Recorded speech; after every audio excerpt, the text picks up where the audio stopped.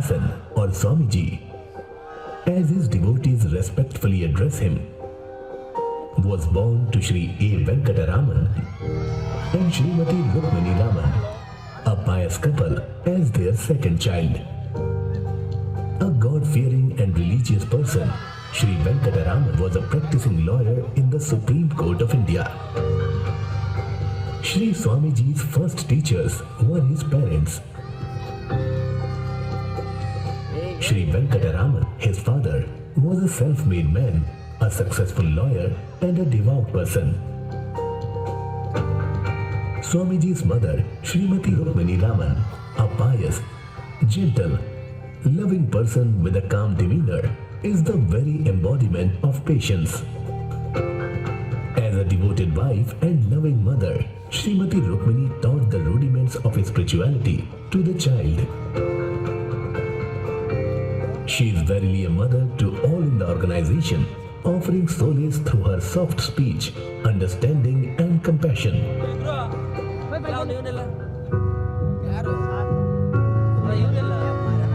Bhagwan Sri Satya Sai Baba appeared to this child of 5 years briefly. And again, when the child was 8 years old, the child in its innocence dismissed them as mere dreams. When the child was 13 years old, not only did Baba appear, but also blessed him and said they would meet soon.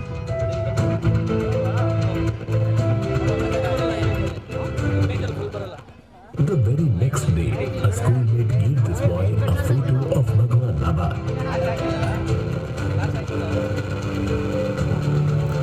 That was when this child, A.V. Srinivasan, realized that the person who frequented his dreams did exist.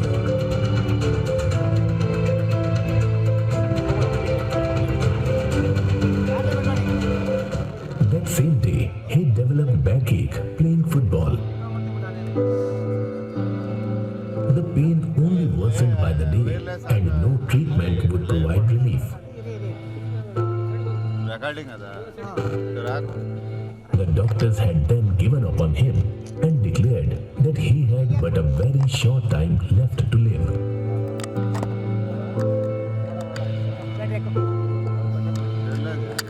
Years had passed in chronic pain. The boy could not attend regular college but had cleared his master's degree in commerce through distance education.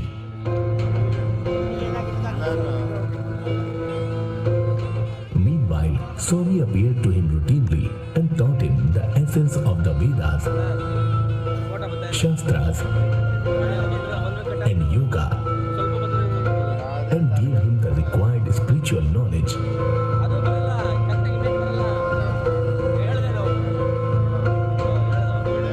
When he was 23, in desperation and seeking relief for his son's relentless back pain, his father took him to Puttaparthi for treatment, Satya Sai General Hospital there. Although Baba did not interact with him directly, he had discussed the youth's health with the doctors and had sent Vibhuti Prasadam to be handed over to Sri Swamiji.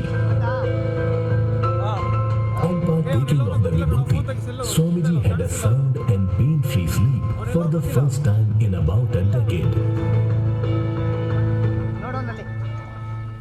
The next year, when he went again to Puttaparthi and Whitefield for Seva, Swami patted his back and permanently relieved him of his chronic pain. Sri Swamiji's 25th year was a testing time when he had to go through trials and tribulations that tested his patience and mental and spiritual strength, culminating in his self-realization in 1996, his 26th year.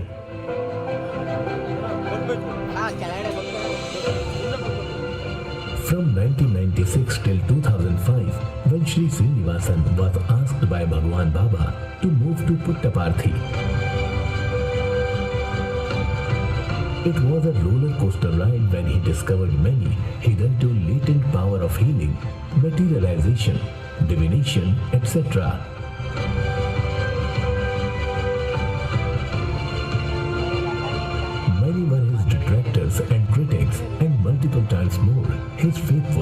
hours.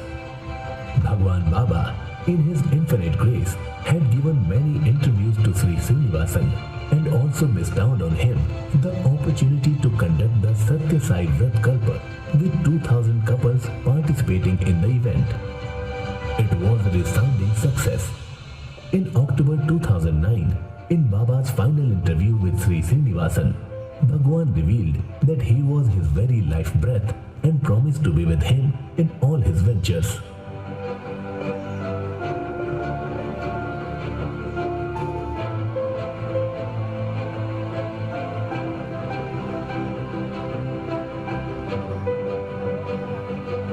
Baba then asked Sri Srinivasan to go to rural Karnataka and start his service activities there. Thus was formed Shri Paripurna Sanatana Charitable Trust and registered formally in January 2012. A few months later, when Sri Srinivasan visited Arjuna Mettahalli at the request of a friend, he saw Bhagwan Baba standing in the middle of an agricultural field. Taking this as Bhagwan's direction, Sri Srinivasan signed a contract with the owner of the land for outright purchase in good faith.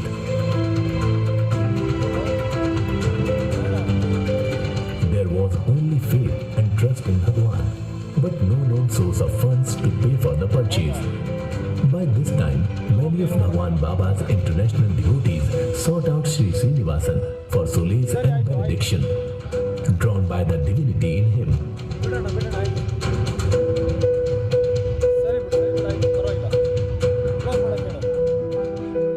One such person was Mr. Ivanov Alexei Alexandrovich, a Russian devotee who implicitly believed that it was only due to the grace of Bhagwan Baba and Sri Srinivasan that he rose very high in his career and in a short period. As a token of his love and gratitude, he pledged to support Sri Srinivasan in his projects financially. Thus did the vision and mission of Sri Srinivasan see the light of day, and they are successfully expanding to benefit more and more people. Some of his compatriots too support Sri Swamiji's mission and serve as volunteers to this day.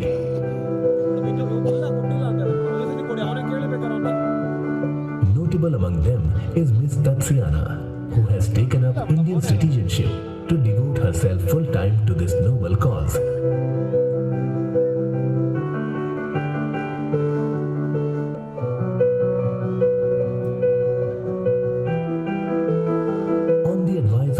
Baba, Shri K.S. Ramaprasad, a chartered accountant by profession, and his wife Srimati Sudha Ramprasad, who took voluntary retirement from her banking career, joined Shri Swamiji as trustees of Shri Paripurna Sanatana Charitable Trust, and they are both serving in this capacity to this day.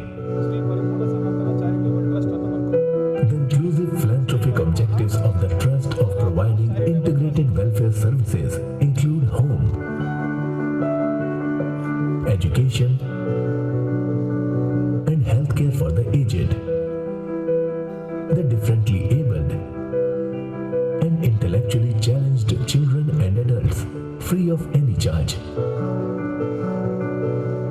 In addition, the trust is also undertaking sustainable development programs and traditional healthcare, besides spiritual activities including yoga and holistic living. To promote our ancient system of medicine and healing, the trust has established and is successfully running the Shri Paripurna Sanatana Ayurveda Medical College, Hospital and Research Center, and a residential hostel.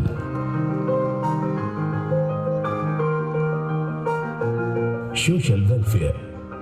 Rural development projects are taken up, including providing clean drinking water through RO plants, constructing overhead storage water tanks, providing street lights, and creating awareness about cleanliness and hygiene. The trust, college, and hospital are providing employment to local villagers. natural calamities and the COVID-19 pandemic were testing times for the trust and college too. However, the trust went ahead in providing relief by distributing essential supplies including food, water, clothes, blankets, medicines, etc. during floods, other natural calamities, and during the COVID-19 pandemic.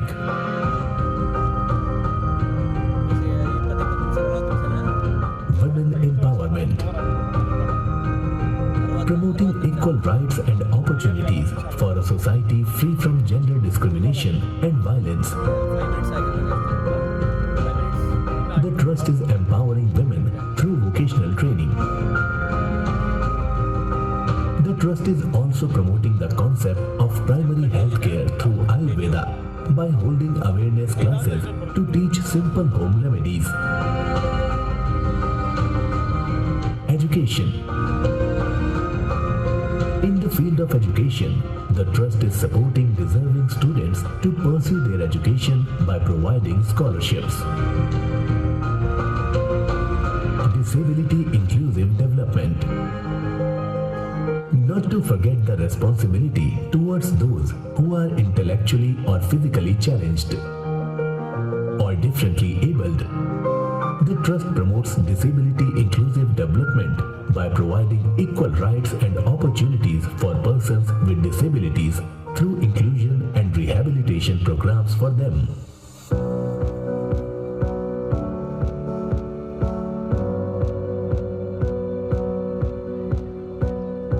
Culture and recreation. To preserve and highlight our wonderful culture and traditions, the Trust organizes cultural programs annually.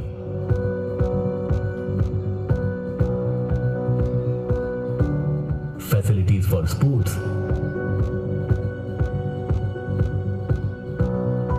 recreation and cultural development of children and youth are provided.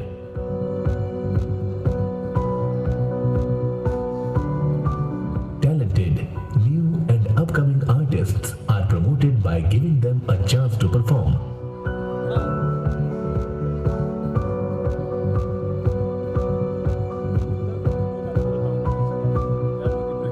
Professor Dr. A.V. Srinivasan is Chairman, Managing Trustee of Sri Paripurna Sanatana Charitable Trust. Sri Paripurna Sanatana Ayurveda Medical College, Hospital and Research Center. Founder Managing Partner of IKEA Initiative in Ancient Healing Systems, IIAHS. Chairman of AVS Group of Companies. Recipient of many prestigious awards and recognitions, Professor Dr. A.V. Srinivasan is actively involved nationally and globally in the promotion of world peace and unity through many initiatives in the areas of integrated healthcare and rehabilitation, education, and employment opportunities, the revival of ancient healing systems, etc.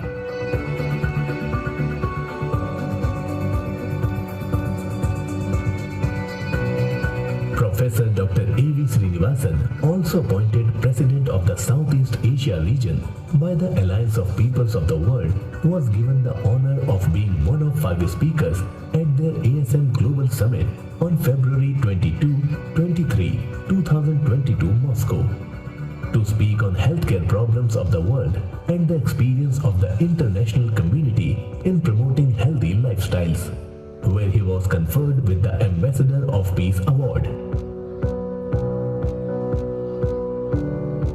Well-educated, Sri Swamiji excels in multiple domains: commerce, finance, auditing, computer programming, vermology, marma chikitsa, and philosophy. Such is his excellence that Swamiji has been awarded D.Lit and PhD by many universities abroad. Many are the national and international awards and honors that Pujya Swamiji has received in recognition of his service excellence in the health and education sector.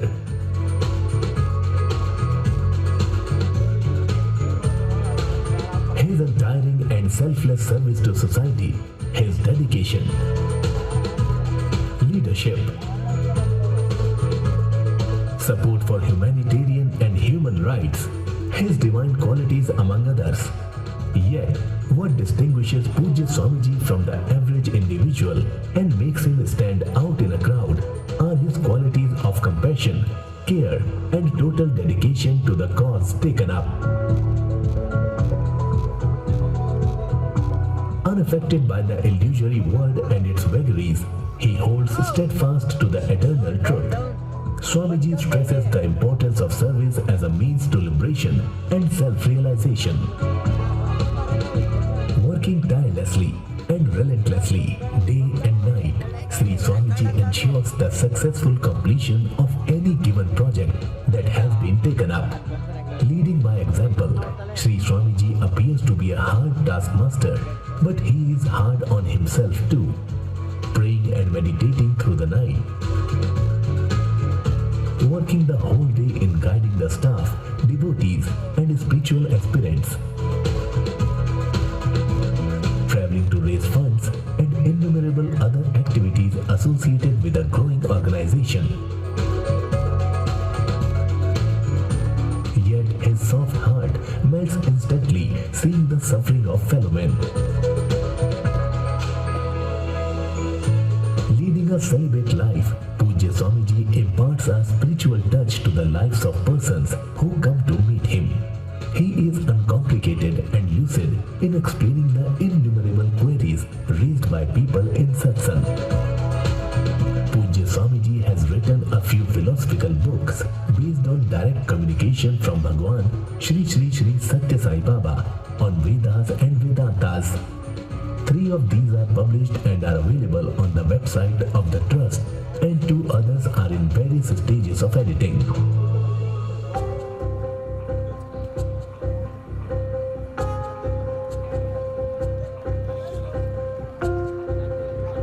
Brahmapadam, the state of oneness. Margdarshanam, pathway to oneness.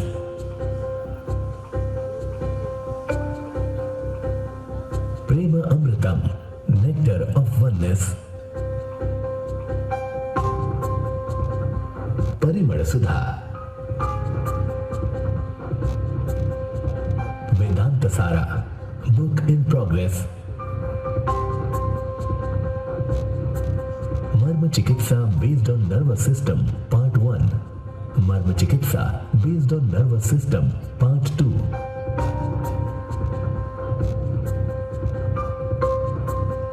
Audio release, Amrita Varshini, bhajans dedicated to His Holiness Bhagwan Shri Satya Sai Baba, rendered by Pujya Swamiji in July 2019.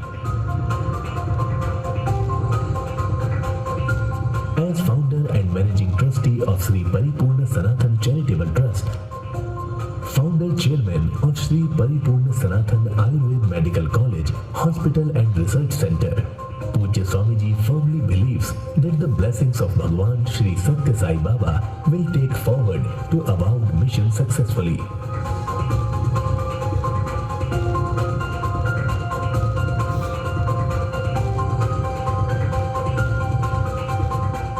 Pujya Swamiji, taking upon himself the responsibility of raising funds and resources for the running of the trust, fulfilling the objectives of the trust, and provisioning for future proposals, is always active and on the move.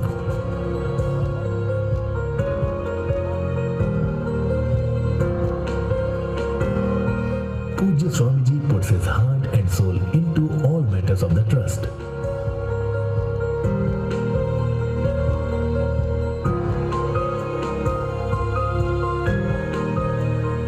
This is a summary of the Trust's activities and a very brief profile of a multi-talented, multi-skilled, enlightened person who has dedicated himself wholeheartedly to the service of society through charitable activities as well as through the spiritual path.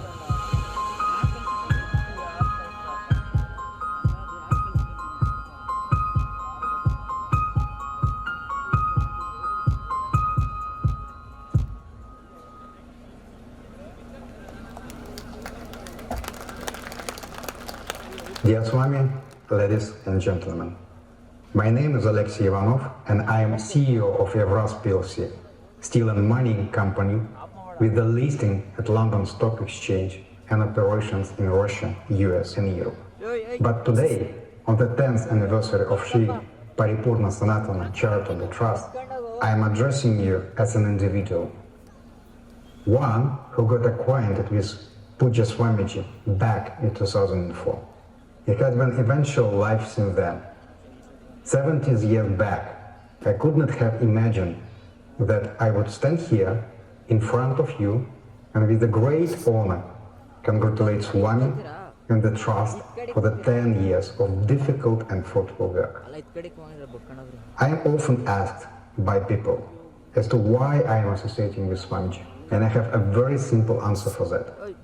Swamiji is the dearest person in my life who influenced and guided me in my adult life like my parents did in my childhood. I would even say that this person whom you see right now, with all his achievements and recognition, he truly believes that he owes it all to his grace.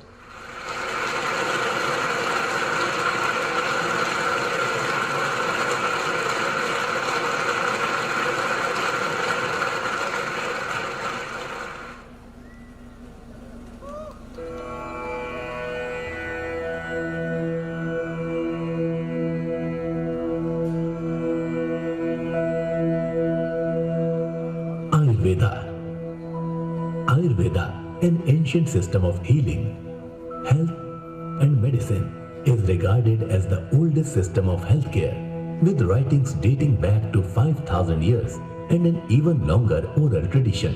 Considered the science of life, the meaning derives from the two component words, Ayu, meaning life, and Veda, meaning knowledge or science. Samadosha samadnischa samadhatu madakriyaha prasannatmendriyamanaha swastha ityabhidhiyate. This is the definition of good health according to Ayurveda. One is in perfect health when the three doshas, Vata, Pitta and Kapha, digestive fire, digestion, assimilation and metabolism, all the body tissues and components, dhatus, the entire physical body, all the excretory function, the physiological functions of urination and defecation are in perfect order with a pleasantly disposed and contented mind, senses and spirit. Ayurveda, a upanga of Atharva Veda, is also known as the Pancham Veda, the fifth Veda, because it is inclusive, comprehensive and holistic. The approach of Ayurveda to health and healing is scientific, multifaceted and covers the gamut of beings in creation, the flora and fauna. In the system of medicine, Ayurveda is a philosophy of life and living. Although considered to have originated during the Vedic period, 3000 to 1500 BC, Ayurveda is regarded in Indian mythology as being anadi, or without beginning. In Ashtanga Hridaya, the first verse states, Brahma Smriti va Ayusho Vedam, meaning Brahma recollects the knowledge of life. In accordance with Vedic tradition, Ayurveda was taught through a process called Shruti, which is a tradition of orally transmitting knowledge to the attentive student. It was only between 500 to 800 AD that the practice of documentation on palm leaves originated.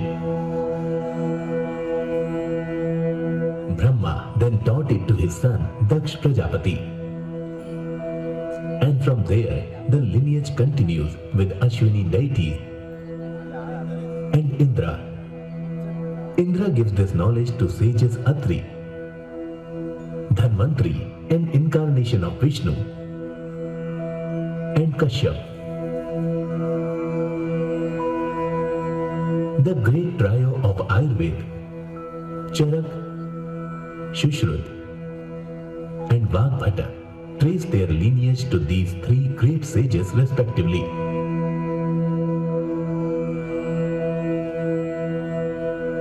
There are two main schools of thought in Ayurveda: Atreya school of thought, Dhanvantri school of thought. The main focus of the Atreya school of thought was internal medicine, including therapies, and they trace their lineage to sage Atreya. The most famous physician was Charak, who gave the world the comprehensive treatise on medicine known as the Charak Samhita. Surgeries are not included, nor were they practiced by the proponents of the Atreya school of thought.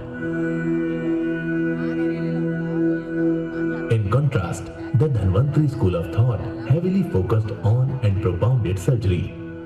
The proponents of the Dhanvantri school of thought considered surgery to be the supreme modality of treatment. They were highly proficient in surgery to the extent that plastic surgery was also performed.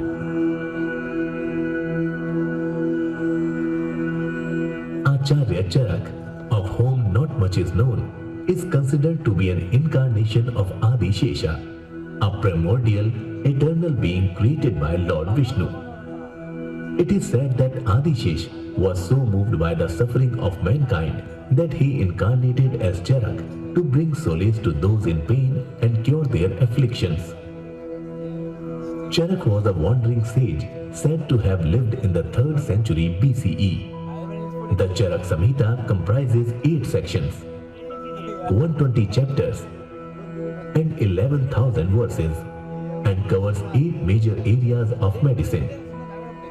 However, the Charak Samhita is considered an authoritative text on Kaya Chikitsa or internal medicine. Many commentaries have been written on the Charak Samhita and translated into Arabic in the 8th century CE. English translations were done in the 19th century. Even after so many millennia, his beliefs, diagnosis, and treatments are still valid and true. Acharya Charak's descriptions and explanations of human anatomy, blood circulation, embryology, pharmacology, and ailments like diabetes, heart disease, tuberculosis, etc. His diagnosis and treatments are valid and relevant to this day. It is of significance and to be noted that this knowledge was available when medical knowledge in the Western world was still primitive and most basic. He has provided descriptions of the therapeutic properties and uses of 1 lakh herbal plants in his book Charak Samhita. He emphasized the need for a healthy diet and regular exercise for the mind. He demonstrated the relationship between spirituality and physical health. In addition, he set the code of ethics for doctors more than 2,000 years before the present Hippocratic Oath. His brilliance, knowledge, and intuition place Acharya Charak among the greatest and most noble scientists. Acharya Shushruta shaped surgery in India about 1500 years ago and came to be known as the father of surgery. Considered to be the son of sage Vishwamitra, he authored the voluminous Shushruta Samhita, a detailed treatise on surgery. The Shushruta Samhita is a monumental work that includes unparalleled and remarkable chapters describing surgical training, instruments, and procedures which notably are still being followed in modern surgery. For example, the Simha Mukh Yantra, used for teeth extraction in dentistry, continues to be used under the name lion's claw, which means almost the same. It is noteworthy that Acharya Shushrut mentioned that there are 7 layers of skin and has also described them in detail. This fact was discovered by modern medicine only a few decades ago. The Shushrut Samhita describes 8 different methods of surgeries, 8 types of stitches, 12 types of bandaging, 12 types of fractures, 101 yantras, 20 sharp instruments, and 3 Suchi Shastra, and has made outstanding and significant contributions to reconstructive surgery for a mutilated nose, rhinoplasty, earlobe, otoplasty, and lips, otoplasty. Acknowledging the greatness of Acharya Shushrut and honoring him as the first surgeon of the world, the International Surgeons Association of Rome has installed a statue of Acharya Shushrut in Rome. Acharya Vagbhat, a student of Acharya Charak, was the person who united the Atreya and Dhanvantri schools of thought. Born in 600 CE, Acharya Vagbhat was not only an eminent doctor and a brilliant scientist, but also one of the most influential writers of his time. He compiled the knowledge of the works of the popular 2 schools of thought into a treatise known as Ashtanga Sangraha. The essence of all the branches of the Ayurveda system of medicine was compiled by Acharya Vagbhat and succinctly given in 120 chapters in a simplified work titled Ashtanga Hridaya, which is being followed to this day. Vagbhat stands as a beacon of light for later authors and doctors of successive generations and commands the highest veneration. Although much younger when compared to the other 2 acharyas, he is considered to be the last of the ancients for his considerable contribution to Ayurveda. His books have been translated into Tibetan and Arabic. So valuable was the knowledge disseminated by him and so widespread that Tibetan medicine was greatly influenced by his works. This narration is an introduction to the 3 acharyas whose works were so brilliant and comprehensive that they have eternal and universal relevance. There are innumerable instances that are observed daily, some routinely and some having a dramatic effect. To illustrate, regenerative medicine was tried in Russia on Chernobyl victims with successful results. There is a significant effect on tissue regeneration.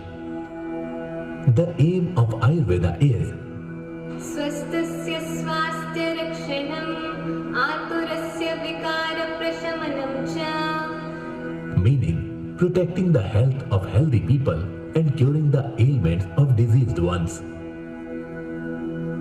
This shows the comprehensive, all-inclusive, holistic approach of Ayurveda.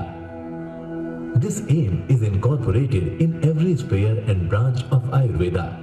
According to Ayurveda, health depends on the Prakriti, an individual's fundamental constitution. Kala, season. Desh, place of living. Satmya, compatibility. Ahar, food. Sattva, Dincharya, routine. Health is when all these are maintained in a balanced manner.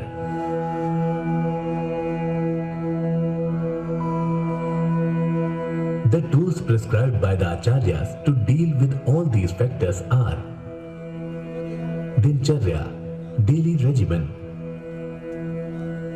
Rutucharya, season-specific regimen.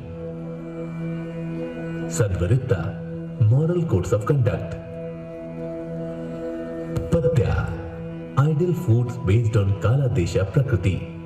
To maintain digestive fire, Agni. Yoga, to achieve good physical, psychological, and spiritual health. There are specialities and super specialities when it comes to branches in Ayurveda, like internal medicine, pediatrics, ophthalmology, psychiatry, rejuvenating health, otorhinolaryngology, surgery, clinical toxicology, gynecology, reproductive medicine, rejuvenation therapy, pharmacology, to name a few. For example, Shishrut Samhita describes 76 diseases of the eye. Ashtang Sangraha describes 94, and Charak Samhita describes 96 diseases of the eyes. It is further described by the Acharyas that 40 diseases are to be treated by surgery, 7 diseases with a lifetime of medicines, and 17 diseases are said to be difficult to cure. Rasayana and Jara Chikitsa, geriatrics and gerontology. The goal of medical science should be to not only add years to life but also add life to years. Ayurveda serves in both quantitative as well as qualitative aspects of life. Regenerative medicine is the greatest gift of Ayurveda to mankind. Thanks to the innumerable potent herbs that nature has bestowed on us, and thanks to our seers to whom this knowledge was revealed. Geriatrics is one of the underdeveloped branches of contemporary sciences, but was well developed in Ayurveda more than 5,000 years ago, covering the preventive and curative aspects.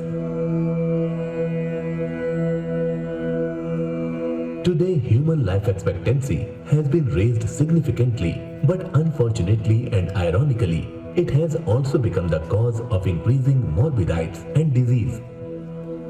Taking cognizance of this fact and to standardize Ayurvedic and other traditional medical systems and practices, the Ministry of Ayush was created, with statutory bodies under the ministry. The greatest challenge in the medical field today is non-communicable diseases, NCDs, like cardiovascular diseases, cancer, chronic respiratory diseases, diabetes, hypertension, etc. These are the consequences of following an improper lifestyle, hence also known as lifestyle diseases. For precisely the same reason, they can be reversed by adopting a suitable lifestyle as prescribed by Ayurveda and Yoga. Ayurveda and Yoga are closely connected.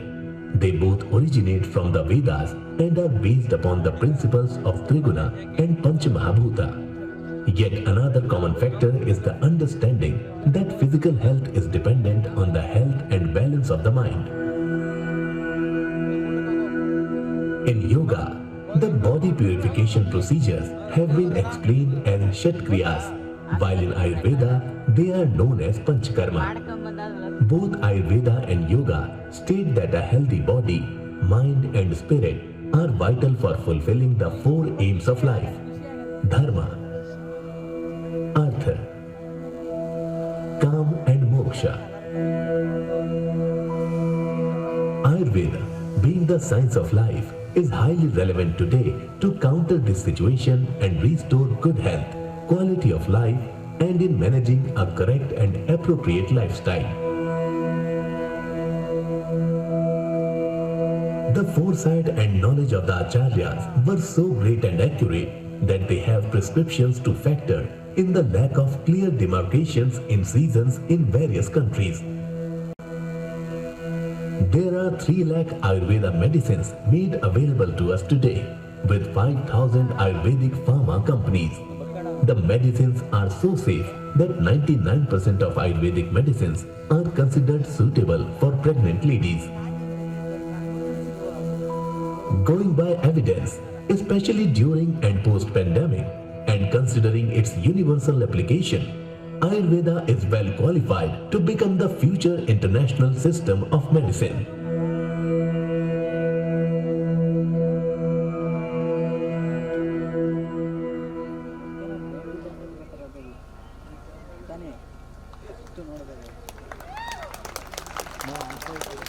స్వరూపులారా Embodiments of love. మాటలు మంచివైతే మన చేతులంతా మంచి అవుతాయి. Your words are good, your You actions cannot are bound always to be good. oblige, but you can speak always obligingly. You cannot always oblige, but you can speak obligingly. కనుకనే serve you and help you.